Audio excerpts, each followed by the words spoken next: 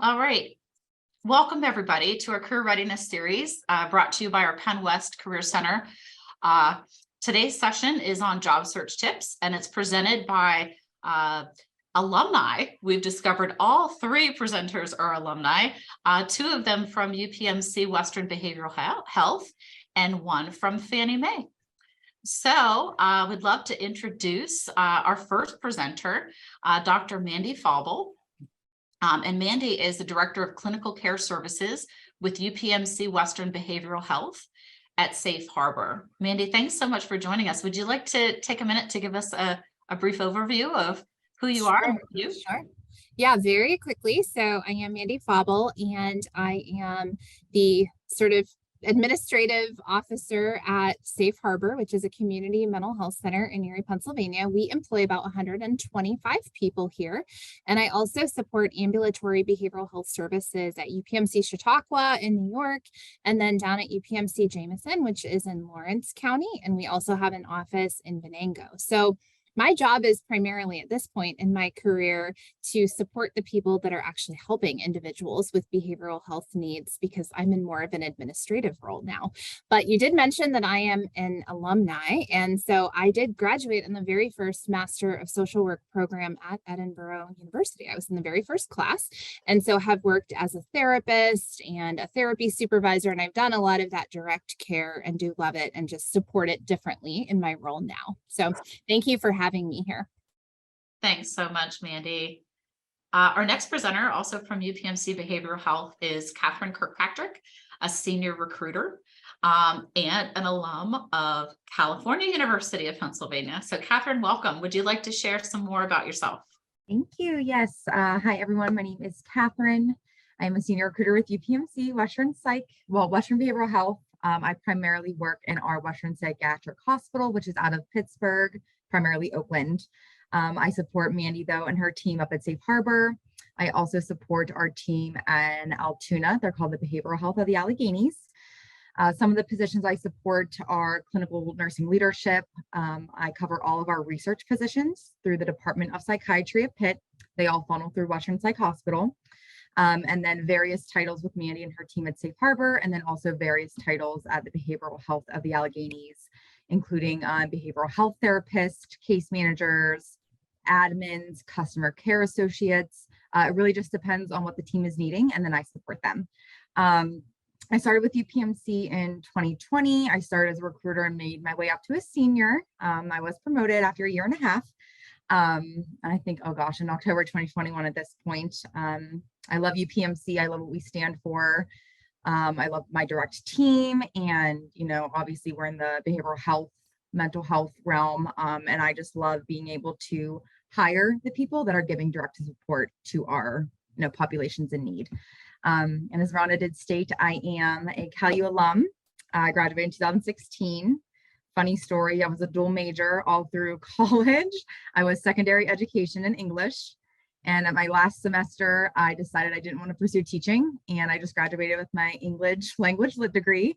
And I've been in recruitment ever since. So I started recruiting in 2017, and I've loved it. I plan to stay in the industry for the entirety of my career. And fun fact, I live like 20 minutes away from CalU Penn West campus, California. I live in Menneson, which is right by Bell Vernon.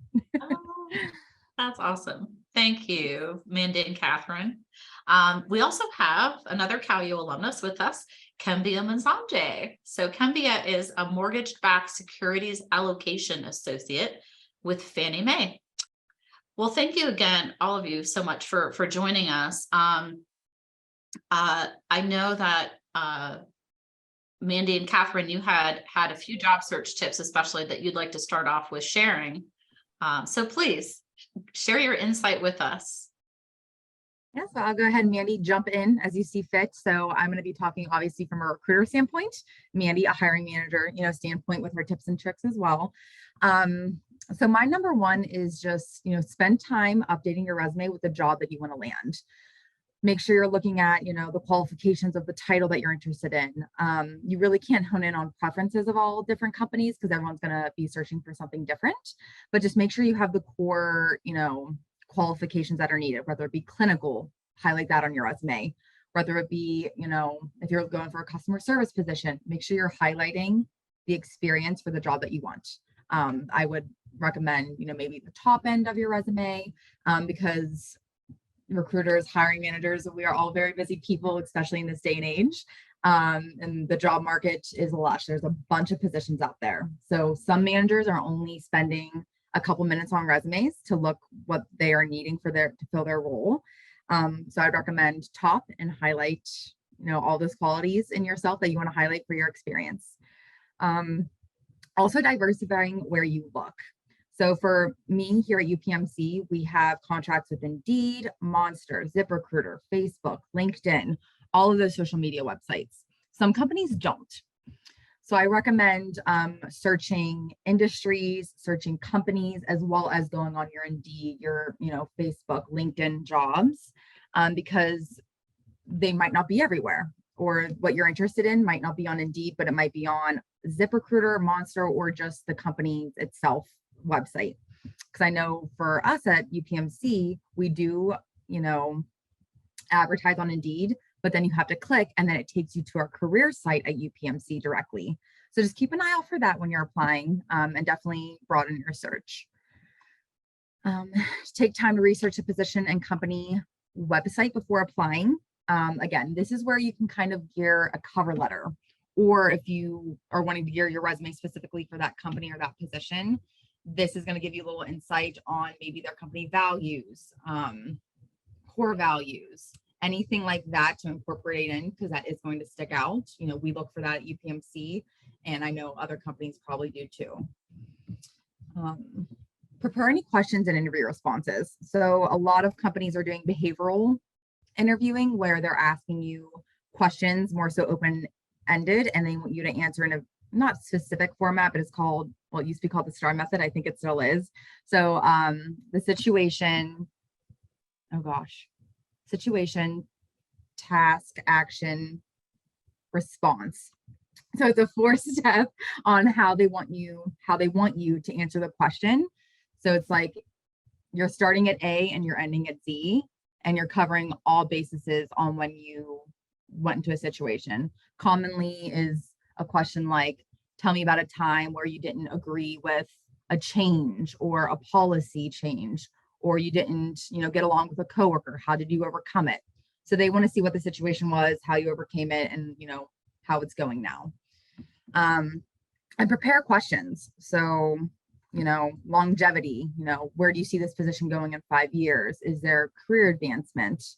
Obviously the big hitters are compensation and benefits, but ask other questions as well. Don't just hone in on those, because a company can offer a lot more. Specifically at Western Psych, some of our programs offer for our social work, like supervisory hours. Mandy, correct me if I'm wrong, but they offer that. So that's a big perk in the job if you're looking to, advance your career into the field. So there's a lot of other perks rather than just the benefits and the pay that goes behind it. And then also sending a thank you. As minimal and as silly as it sounds, that speaks volumes. Managers want to see that you're still interested, that you have good follow-up skills, and just see it through. And that could sometimes put you from a second or third choice candidate to a top candidate. That's just a little bit. Obviously, there's a lot more that goes into it, and we'll obviously have some time for questions. But I will give it over to Mandy. Thank you. And I just want to say that I love working with you. And this is why, because I think you are a very detail-oriented person. You give great advice. And I think when you said like, oh, I'm going to give the hiring manager perspective, a lot of what I'm going to say is sort of the other side of the coin. So when Catherine talked about like make your resume zing, what I would say is nothing, just to be honest, nothing turns me off more than when I read a letter and I can tell that the same letter went to 20 places, or I can tell it went to 20 places because the last place that it went is the address on it. So, just those like little tiny things. Because we all want to feel special. We want to feel special. So if you're looking to like make a good impression, it's to help a person feel seen. And that's true of a good interviewer will help you feel seen, and a strong candidate is going to help the employer feel seen, as that they have something special to offer. So there's this very like dynamic process that happens. I would also say, think about like what you're saying about yourself with your resume. So it's great that people know how to use Microsoft Word. Well, everybody knows how to use Microsoft Word now if they've graduated recently. So that's not necessarily something that's going to be like, oh, Microsoft Word, So think about like, what are some of those cool skills that really do differentiate you? And think about things like, if your email says something sort of sassy that maybe worked for you at one time when you created the email, that's great. It's maybe not necessarily the one that you want to lead with on your resume. Food for thought.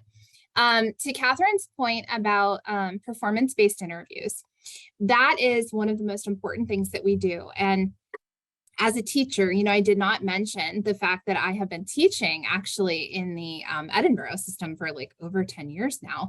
So what I often share with my students, so those of you that are going to be fresh out of school looking, is that you have no idea how amazing some of what you do as a student generalizes and applies to work. I often say, especially to students that succeed online, that is where you go into a performance-based job interview. Like, I'm a self-starter. I can organize my time. I can communicate in like multi-methods, but you have to really think about, how does this stuff that feels like so boring? And sometimes, I went to school for a million years. I know that sometimes you're just trudging along, but that is all stuff that in the right hands, you can really promote like what your actual skill set is there.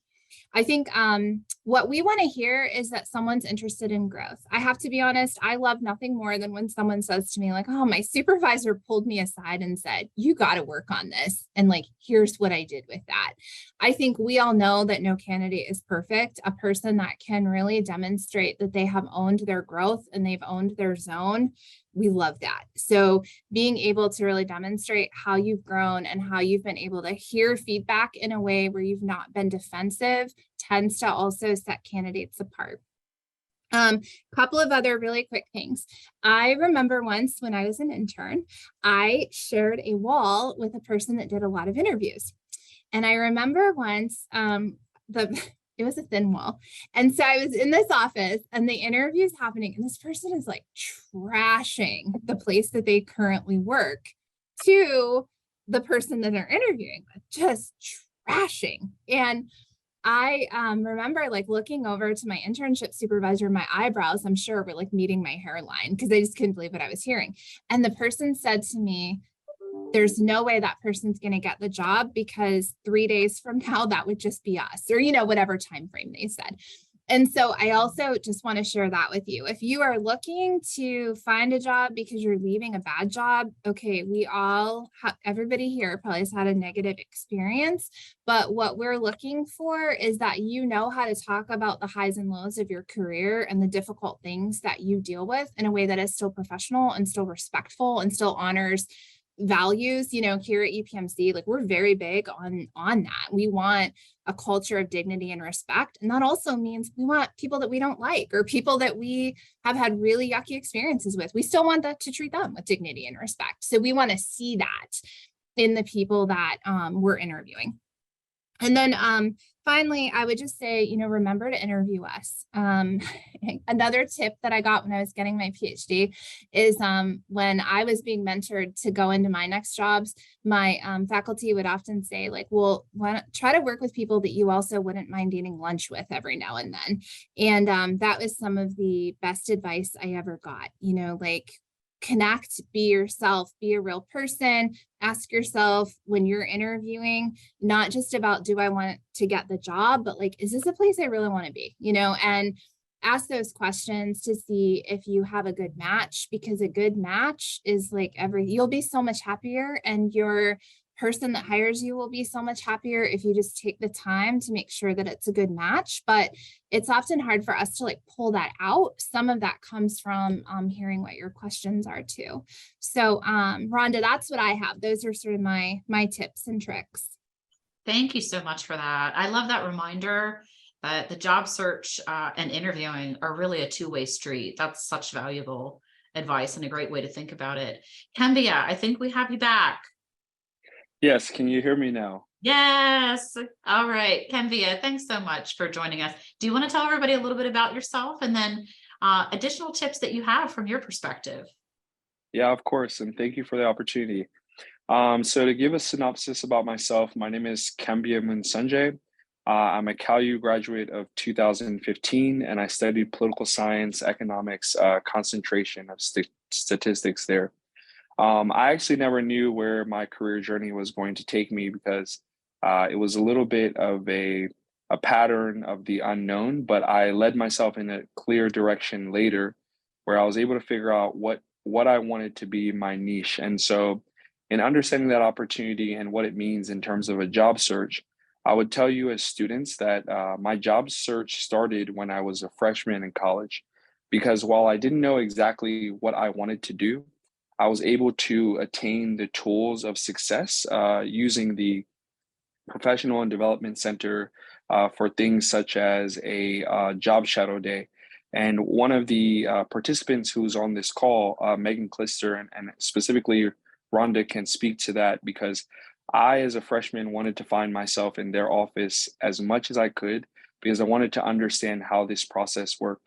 And so, to speak to you guys in terms of tips and tricks that you might use, one of the first things you can do is gain insight into what it is that you see yourself being good at. And one of the most common mistakes we might make is that we feel like, okay, we can just jump into anything.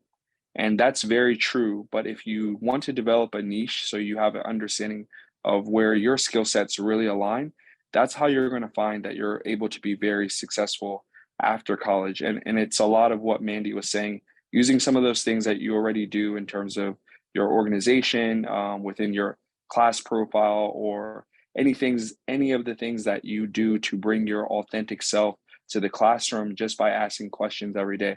And so what I'd say to you specifically is when you think about that job search, specifically for those of you who are juniors and seniors, I think that that outlay can be you intending to know where you would like to work almost 1 year before you graduate college. And so what I mean by that is that a lot of these large corporations or any of the organizations that you are going to work for, they have a program schedule that is extending offers between possibly as early as September and as late as February or March for any of their incoming classes. And so if you're able to use some of these skills for tips and tricks to follow up with the people that you've been meeting, have phone interviews with them, have on-site interviews with them when they come to your campus for job fairs. You're really going to develop real on-site relationships. And so that as a candor is what's going to follow your career because all of those people will remember in time what you did to make yourself successful or where it was that you wanted to go. And so I can say for myself, this is very important, in the process of where you're at, because now you're trying to figure out what is it that I'm going to be good at. And so you heard me say earlier that, you're not going to find that it's everything, but in truth, you're going to be a CalU graduate. So there's nothing that you can't do. And so I'm leaving that in there because I don't want you guys to ever think that anything is impossible. And to give you a little bit about my story, I would say that my background includes derivatives, it includes mortgage-backed securities, and it includes securities-based lending, which is all within the finance space. But I've told you that I've graduated from CalU as a political scientist, which with a Bachelor of Arts degree. So while I was going to school with business students, they would always ask me, "How is it that you came to find yourself within, our finance world?" And so I had to navigate a path of success that I saw for myself and where I knew that my interests were. And so in meeting with Megan and Rhonda, I told them, hey, I want to go to law school. So when I spoke with Megan and she helped assist me to get a job shadow at a law firm, I was a freshman, but met lawyers who told me that, hey, you can't intern for us until you're a first year law student. And I said, wow, I had no idea about that because all my interests dive or delve into mergers and acquisitions. That's what I really want to know. And so I went back to the drawing board and I started to research, well, how can I gain any experience within the mergers and acquisition space? And I came across this thing called investment banking. And I think that's kind of where, the storm erupted and the door opened for me because, realizing that investment banking had internships within mergers and acquisitions, I found myself at I believe it was a top students event for those who had interest and insight in breaking into investment banking.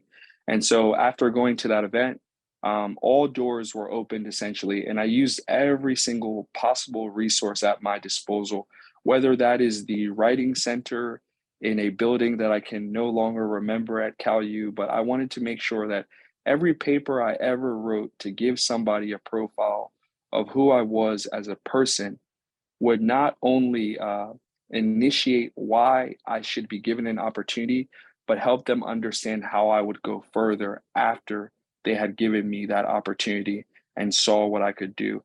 And so, for any of these tips that to provide to you, the number one thing I would say is really just to believe in yourself. But to leave you guys off with some caveats so I don't take up too much of the time, when you're thinking about your job search, I would say to you, narrow it down to 5 companies who you really want to work for. And in working for those 5 companies, try to determine what differentiates them from each one by one, and say to yourself, why would I want to work for this company? Does this company align with who I see myself as a person currently and who I think I'd like to become in the future? And I think that when you think about that progression in terms of your job search, really see yourself in a role where you believe that you can be successful. So for myself, I actually was placed into a program where my career path was picked for me because the firm had determined that I had specific skill sets. And so in finding a niche, I really appreciated that because now I was able to navigate my path forward and change it at the same time, knowing where I had interest that lied uh, behind where I started my career as a derivatives analyst and now working in a different space of mortgage-backed securities. And I say that to you guys because I really want you to understand that your career is going to be yours to own, but it's not a path of success that you need to follow and think that everything has to happen so quickly. Give yourself time to get to the places that you deserve, but be willing to learn and open yourself up to staying long hours, staying on the weekend, and just opening up a book to understand specifically what your job function is. The same that you would reach out to a professor if there was something you didn't understand, and you're just going to go into those office hours. Your manager or your team members who are the senior leaders on their desk, they're going to be very appreciative of you willing to give that extra time. And so that's not only going to get you in the door from an internship perspective or a job shadow perspective, but it's going to be your tenacity in wanting to follow up every opportunity of career success that's afforded to you. Cambia, thank you for such great tips and advice from your perspective. It doesn't seem like it's possible that it could be that long ago that you were here in our office. So we Thank appreciate you. that. So we've Of had course. some questions from students here, and I'd like to encourage any of the participants today, feel free to type your questions in the chat. Megan and I will keep our eye on that. Or if you'd like to unmute yourself, just let us know and ask your question in person, whatever you feel comfortable with.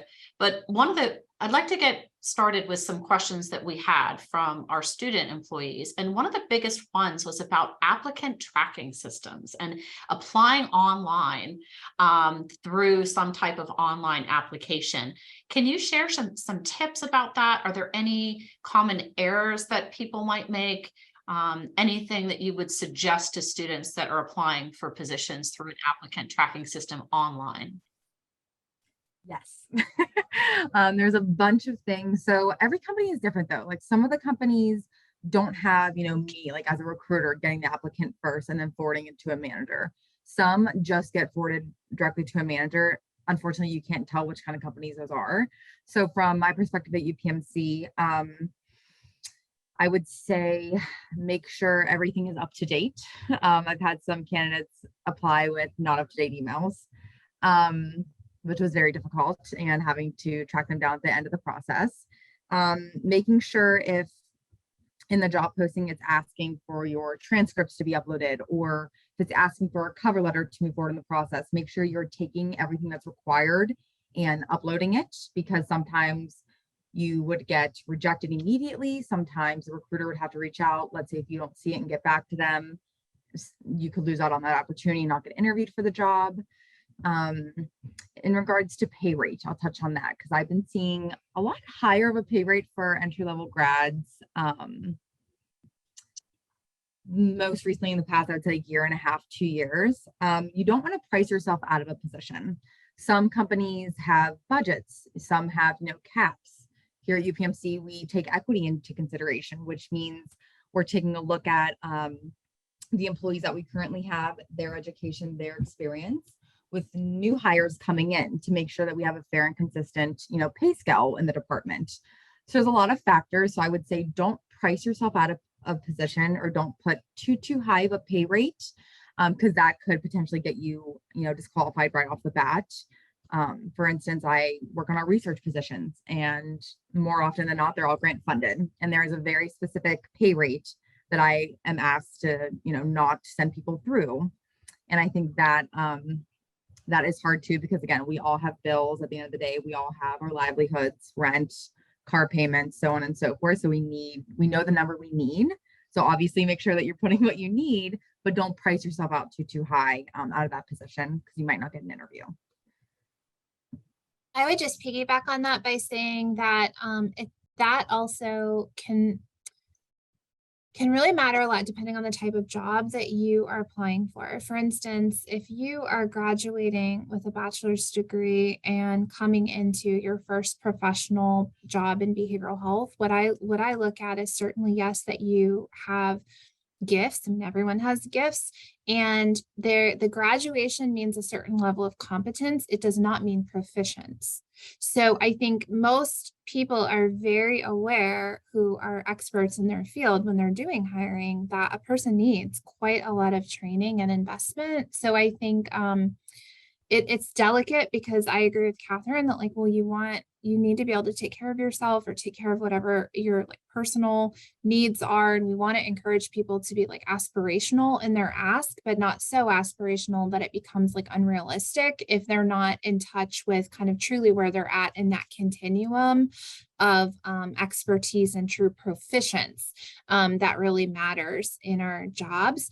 I would also say, again, from the hiring manager lens, I actually like it sometimes when people email me and say, I'm going to be applying online. Can you keep an eye out for my resume? Because then what that means is that our team, they can reach out to Catherine and say, hey, can you be on the lookout for this person? Or it doesn't have to be all or nothing. If you have a contact at that organization that is engaged in hiring, there's really no reason not to reach out to that person too. So we can try to create a bit of a warmer experience, or make sure that your resume gets where you truly intend it to be.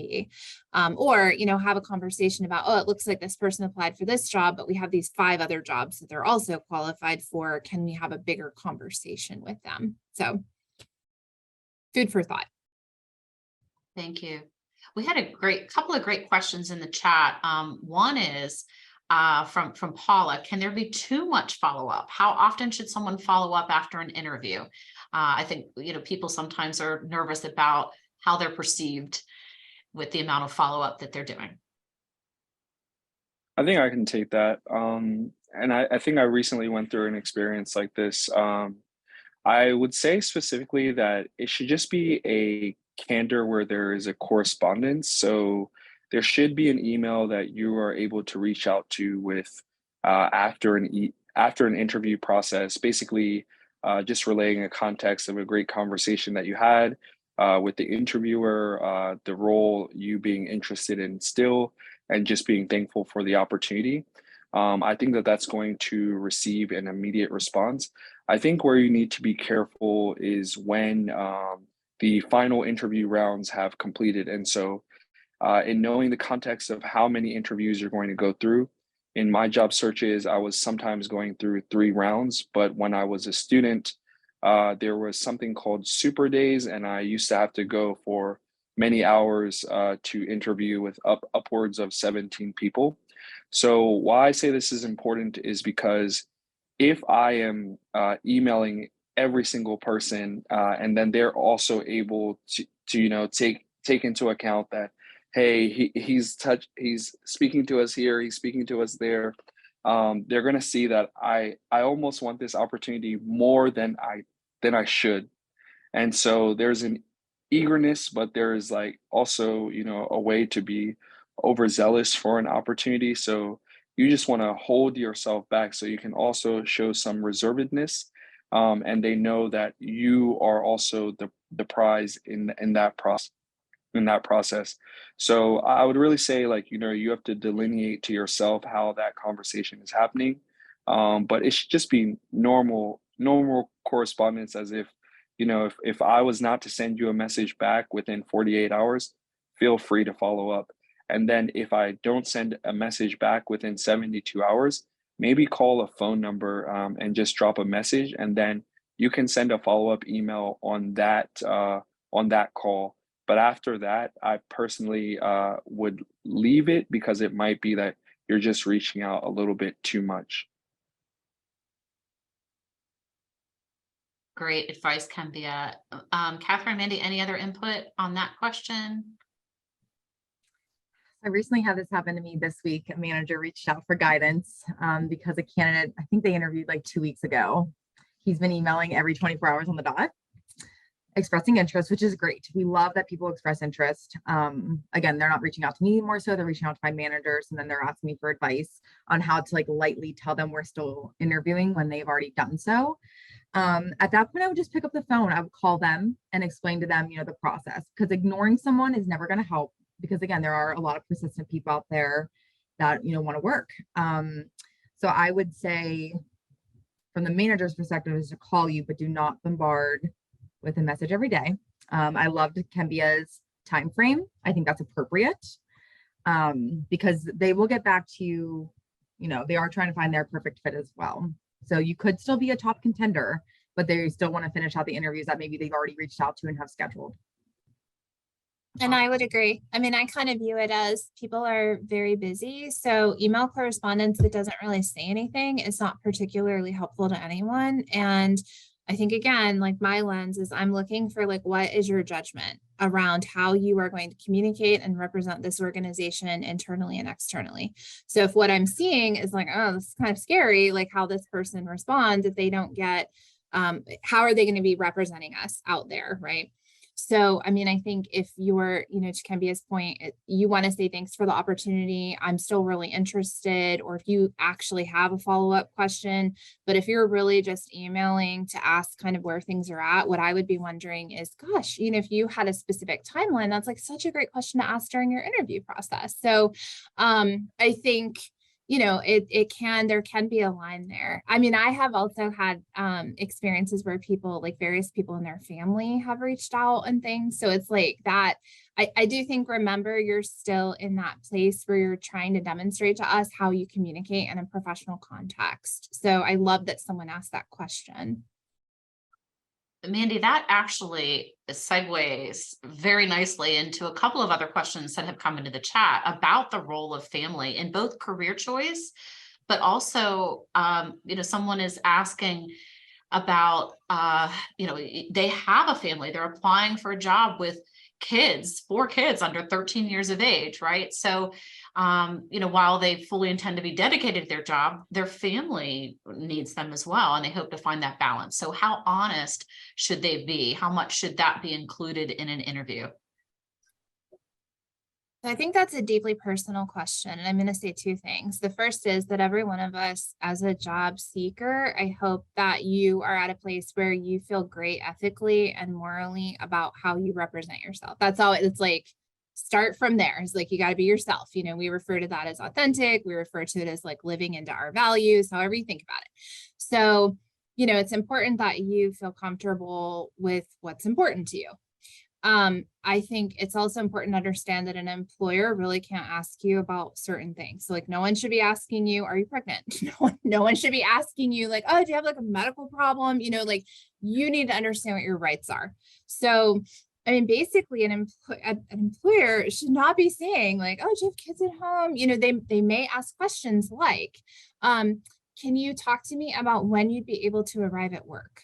Can you talk to me about if you can work evenings and weekends? That is an appropriate question. Okay. Like from a legal and ethical standpoint, if I'm hiring into a 24-hour job, we have lots of jobs that work in 24-hour facilities. I do need to know, like, quite honestly, can you come in on evenings sometimes? So I think that goes back to that thing of then if you're comfortable saying, well, I have 4 kids and typically I have daycare, but I do need you to know that like, yeah, I may have other responsibilities. That's information you volunteer. And, I think a good interviewer is able to like suss all that stuff out. But I mean, ultimately you have to start from that place of what's really doable for me and what feels good for me. Because if you then start saying that you can do things that you can't because you're feeling that pressure, that's not going to ultimately work out for anyone. So, I hope that is a, helpful thing to hear. I think most employers, if there are like sort of silver linings from the pandemic, one of them is that I do think there's a lot more conversation about being more flexible and open to like work-life balance. I think most of us are very comfortable talking about those things, but no one should ever put you in a position that you're having to answer questions about sort of your family or your medical stuff. That's more, that should be driven by the person being interviewed, not the other way around. Being thoughtful about, your boundaries and making sure, again, it's a professional context. So whatever it is that you share should come through that sort of professional lens of like, we're also looking at like, well, how do you represent sensitive issues in communication? I'm not just thinking about the content of what you're telling me. I'm thinking, how does this person communicate in general about things that can sometimes be tough to communicate on? I'm dying to hear what Catherine has to say about this because Catherine's the person I would call to get advice. So Catherine. Everything Mandy said is accurate. Please take her advice.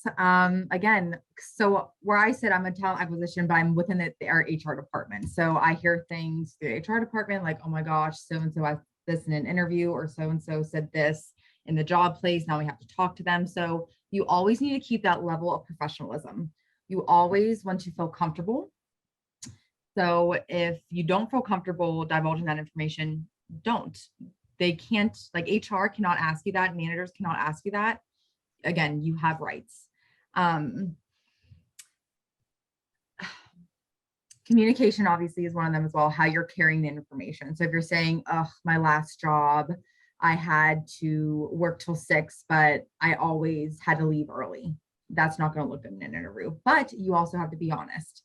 So if you know that you have to pick your kids up at 5 or you have an obligation at 5, do not go in the interview saying, yes, I'm open 24/7, 365, holidays, weekends. I'll come in on my PTO days. Don't overcompensate and overpromise, because that comes to terms of maybe written warnings, verbal warnings, maybe even termination if you can't uphold what you promised at the interview or said that you can do. Because a lot of people that I see just, that do this, that I have to have talks before their 90-day evaluation of like, hey, you said you could do this, you can't do this, what's going on? And they, have to pick at it, because if your performance is going down, they have a right to ask, like, is there everything okay at home? That's how they'll, kind of spin it, because they want to find out, like, is it something that we can help you with at work? Do you need more flexibility? Because if you don't ask, sometimes they're not going to just, give you that flexibility right off the bat, unless you ask for it. So just be mindful of your obligations outside of work, because again, family, it's first and foremost. Great advice. I have a question that I think will be perfectly tailored for you, Kembia, because I've always seen you as the master networker, right? And for those of you, well, you weren't on our conversation before we opened up the waiting room. Kembia was just telling us a story about jogging and running into a US senator. So master networker, Cambia. The question is, what tips would you give on creating and maintaining a network? And especially keeping in mind, there are a lot of people who may not feel comfortable with networking. So any tips on creating and maintaining a network? Of course. I think the most important part about creating and maintaining a network is your 5 minute elevator speech, because there's a lot of times where you're going to meet what will be associated as the most important person in the room. And so the first tip or trick I would ask you to tell yourself is, how do you use a limited amount of time to really identify who that person is? And not to say that, you're not using your time wisely because you're not wishing to speak to other people, but there's also somebody in that room who's going to navigate who is the next person you should talk to based on a conversation you're having with them.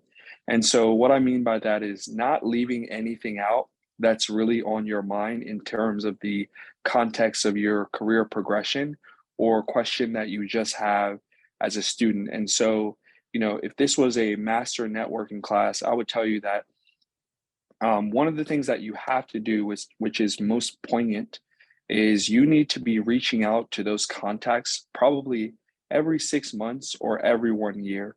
And I would say that that's most important, especially when you think about, your job prospects, because it's just going to be that that person has you top of mind when they're creating a list of opportunities that are available for them to help others. And so when I was a student, my mantra was, it is not who I know, but it is who knows me, because I found that people in my network were willing to help me because they saw that I was somebody who could be successful just because of that follow up and, garnering responses from them for anything that it was that I, had set out for myself. And, one clear example I can give you is I remember, after I had come to Megan for the job shadow, I started to reach out to other law firms and just wanting to get additional job shadows. And there is a very important person, who had an impact on my life, named Amy Coral from Pepper Hamilton. Now, she has been the top administrator at that firm for the last 30 years. But when I reached out to her, she sent my resume back with all of these revisions and all of these edits. And I couldn't believe that she would cut my resume up like this. I was so happy that this person would take the time out of her day to really give me this type of insight that I would need in order for another professional to see this resume and say, okay, it now qualifies for the conversation I always wanted to have.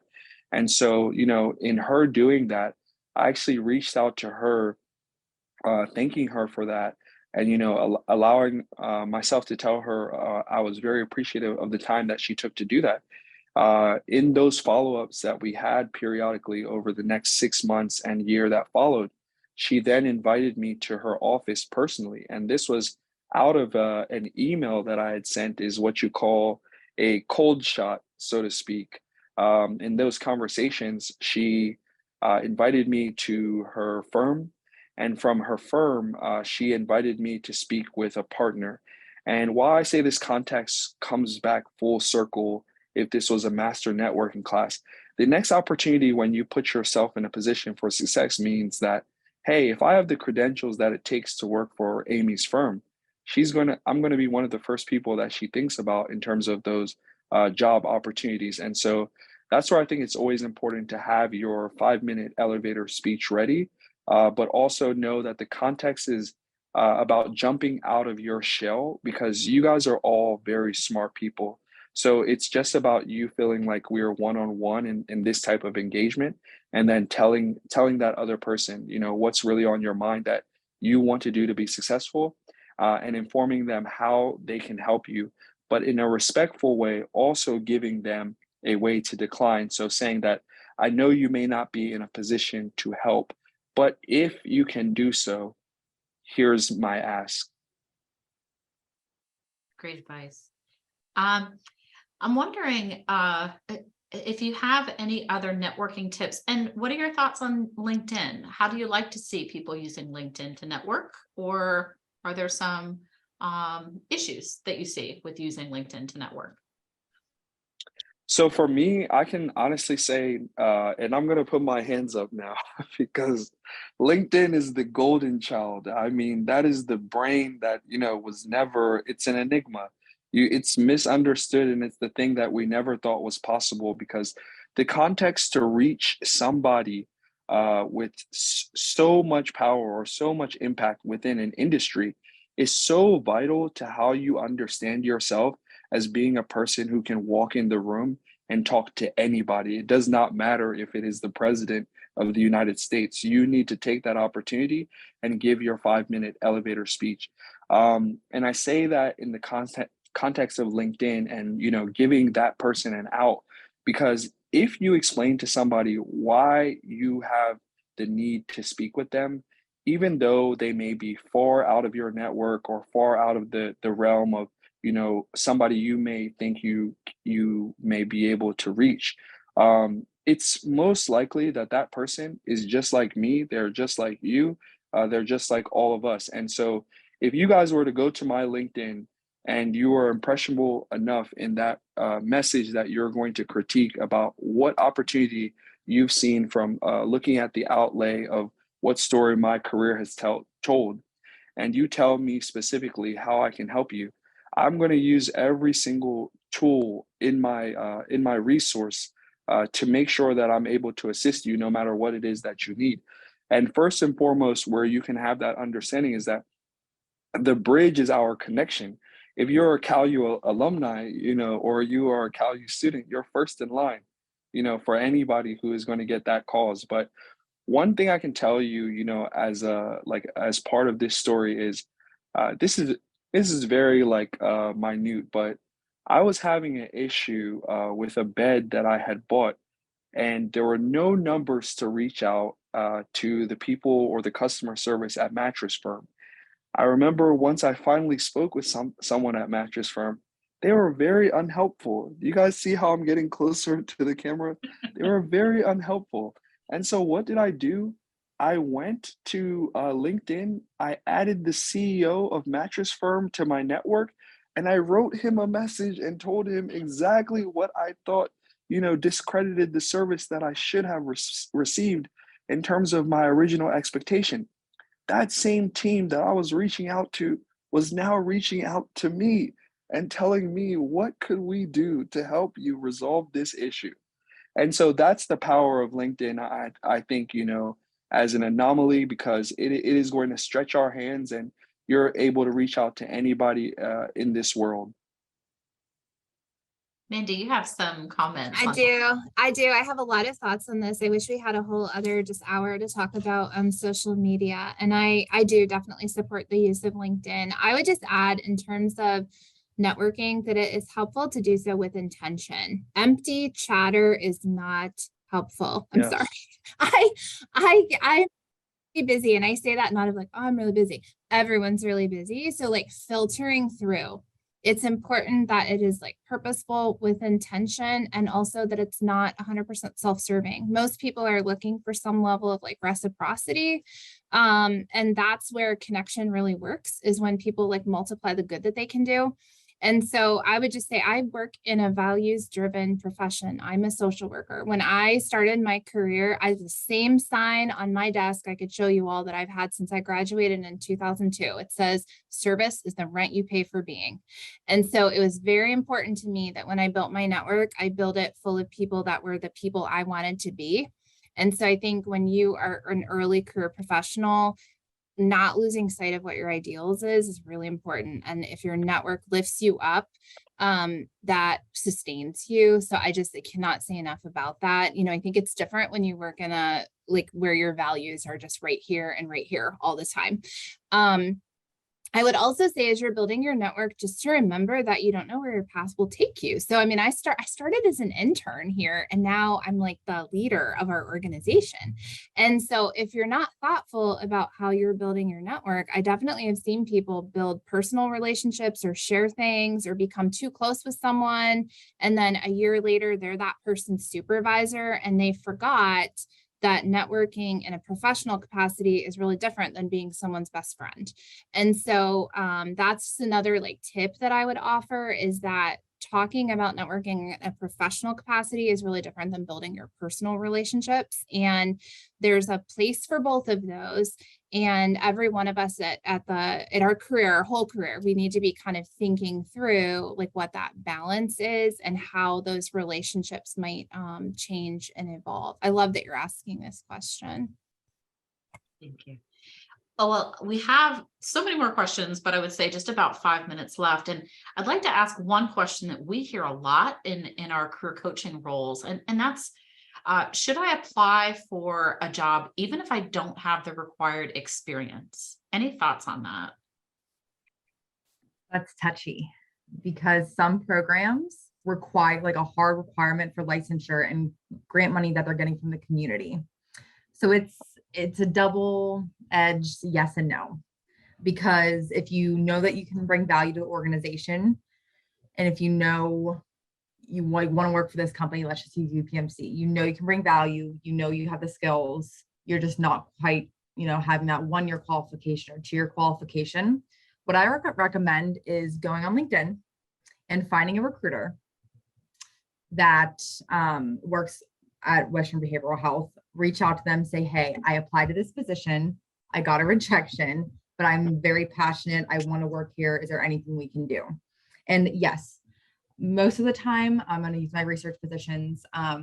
Some of the candidates aren't meeting the qualifications of the grant because there's very grant specific language of this person has to have a bachelor's in psychology. They have to have 2 years and an undergrad, whatever the lab it is. So I take that resume and I send it directly to the manager and I say, hey, are you interested in this candidate? They're very interested in this lab, UPMC. Is there anything, can you change your qualifications of the role? Can you put another position through that they may need the qualifications for? Can we give them like an interning position or for credit if they're in an undergrad? Anything that we can do, because again, if these candidates and you guys are looking for jobs and you're interested, we are not at liberty to turn anyone away at this point. If we feel you're a good fit, we will find you somewhere. So it's yes and no. Definitely always apply to have your stuff in the system, your resume, your application in the system, because again, for me in our applicant tracking system, sometimes we can easily move it. It depends on, the questionnaire and stuff like that, but there's workarounds for almost everything. So I would say yes, and then just do your due diligence, do some follow-up on LinkedIn, and I think we could probably find you something. Wonderful. Well, thank you so much to all of you for your great insight, really focusing on job seekers really thinking about what they're looking for, what is meaningful to them, what's their why, what's important to them, avoiding landmines, and making use of the resources that are out there, both specific tools, but also their networks and people. So I learned some things today. I hope everyone did. Any last thoughts from our presenters before we close out for today? Yeah, I think I would just echo what Mandy and Catherine have said in terms of that opportunity of applying for a job, because I would say don't count yourself out for an opportunity, but you should also be realistic. So sometimes there's a delineation between what basic qualifications are and what their preferred qualifications are for the role. And so a lot of corporations within the finance space, they do this because they actually don't want a candidate to eliminate themselves. And so why I say that to you is, as students, is that you're very much people who can be taught skills that you're going to learn to grow and be successful in. And so if you see that there's a requirement for a 1-year preferred qualification, one of the stories I can tell you is that I was looking into data analytics and I wanted to be a data analyst. but I didn't have any experience in a C++ or Java or SQL. So I took some of the last 9 months to actually learn those processes for myself. So that way, if I went back to this interview space, I would be able to highlight them how I had used my time over the last 9 months and now place myself in that preferred qualification status. And, a lot of that can hinge on your application just being initiated. And now a conversation can place you within a general category, like Catherine has said. And we're going to move you from the business manager role that you have applied for to come into the firm as a senior associate, so you can gain all of those skills of preferred qualification on the job. And now you'll be able to be promoted to that level in a quicker pace of time than you would have initially been declined. Thank you. I love that. Ending on a positive, optimistic note, but realistic. Now you'll be accepted. Thank you all again so much. We really appreciate your time and the helpful information today. Thank you.